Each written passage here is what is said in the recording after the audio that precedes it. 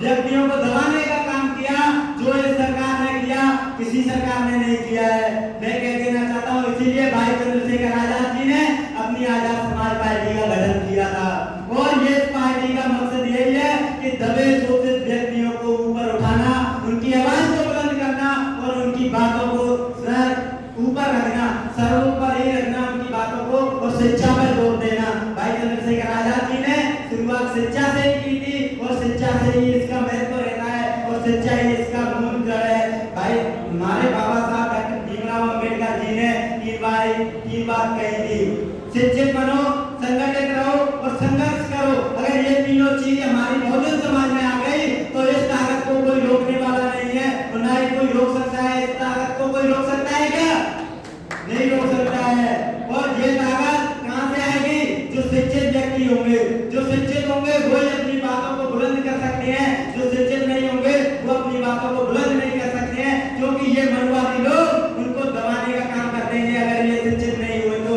बाबा साहब ने एक बात कही थी कि अगर आपको अपने दुखों से मुक्ति चाहिए तो उससे पहले आपको लड़ना होगा, और लड़ना होगा तो उससे पहले आपको पढ़ना होगा, क्योंकि अगर बिना पढ़े अगर तुम लड़ने गए तो आपकी हार निश्चित है। निश्चित है क्या? निश्चित है, अगर आप बिना शिक्षित हुए अगर लड़ने गए तो।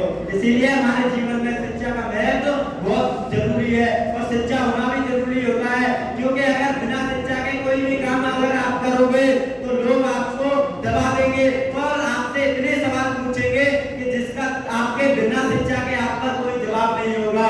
अगर आप शिक्षित होंगे तो सभी बातों का जवाब देना जान लोगे।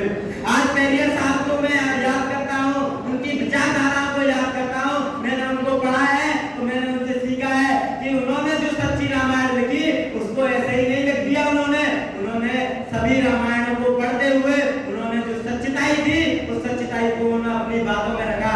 उनके 15 सवालों के जवाब आज तक कोई भी मनुवादी दे नहीं पाया है, वो नहीं दे सकता है। अगर शिक्षित हो और संगठित हो तो आपकी देश मजबूती को कोई नहीं रोक सकता है, ना ही कोई तोड़ सकता है। और ये इसी तरीके से, जिस तरीके से भाई चंद्रशेखर आजाद जी अपनी मजबूती से कदम बढ़ा रहे हैं, अपनी मजबूती से देश में आगे बढ़ रहे हैं, तो इसी तरीके से